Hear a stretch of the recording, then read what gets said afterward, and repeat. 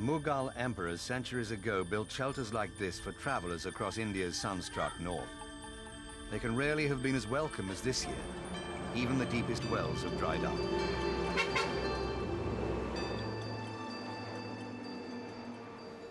In the northwestern state of Rajasthan, between mid-May and the end of June, 250 people died of heat exhaustion and dehydration.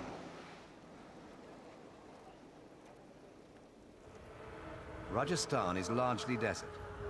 Its people can cope with high temperatures and little rain, but this year has passed all records. Temperatures have soared to 50 degrees Celsius, and there's been an exceptionally long drought. Here in Jaipur district, the heat has now moderated to 38 Celsius, but livestock as well as humans still suffer. And to a herder, even if he himself survives, the loss of an animal is a severe blow to his subsistence way of living.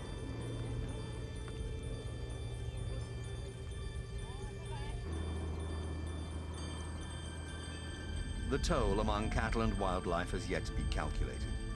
But it's already clear that animals have been even harder hit than humans. Not only is there a severe water shortage, but the sun burns up the sparse vegetation the desert edge normally provides.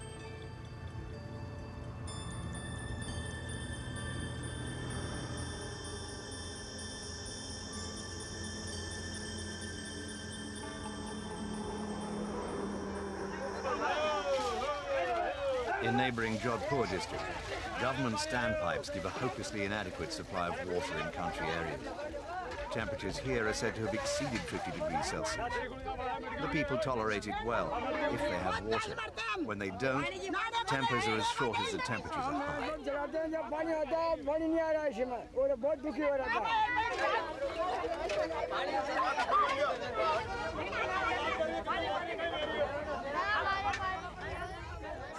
The land itself, where water should lie, shatters. The government's longer-term response to the drought problem is to organize the digging of new water collection basins.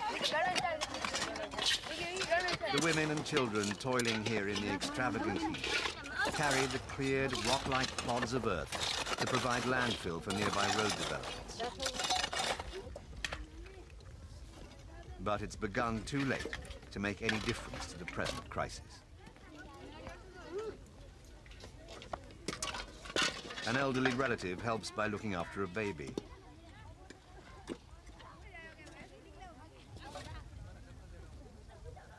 As in other economically underdeveloped countries, fetching and carrying water is women's work. And as with the digging and shoveling, the color and graceful lines of the saris belie the intensely laborious nature of the work.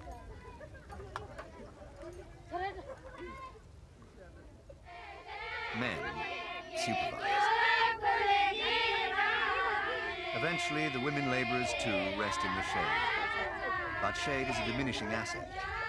Ecologists, trying to explain the recent surge in heat levels, say it's at least partly due to the continuing destruction of trees and shrubs to provide shelter and cooking fuel. In Rajasthan, the loss of ground cover is made worse by mining operations. They take off the soil, which alone can retain rainfall, and expose rock. The result is that rain runs off, causing damaging floods after storms, and the glare of the sun is intensified, raising temperatures yet higher and accelerating the loss of whatever moisture and life remains in the ground. Standpipes in the desert help, but they're quite inadequate to supply the needs of people and livestock. The herder's desert turban isn't just colorful clothing. Scientists say it's the most efficient protection against the sun.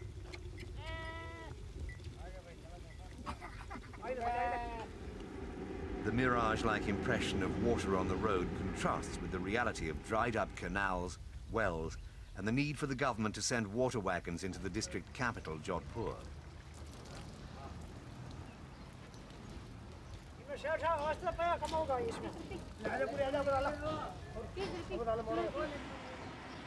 The Umaid Barwan Palace is a landmark from days of former glory, and Jodhpur retains a gloss of style.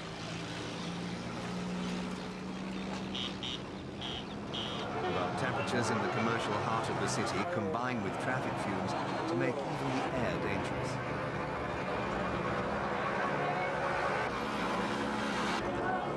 It's in fact not so hot as the surrounding countryside, but city dwellers bear the heat less well. Ices and drinks are in great demand, especially for children, who are particularly at risk from dehydration. Government attempts to reactivate old wells have made no impression, and even the water trucks are too few.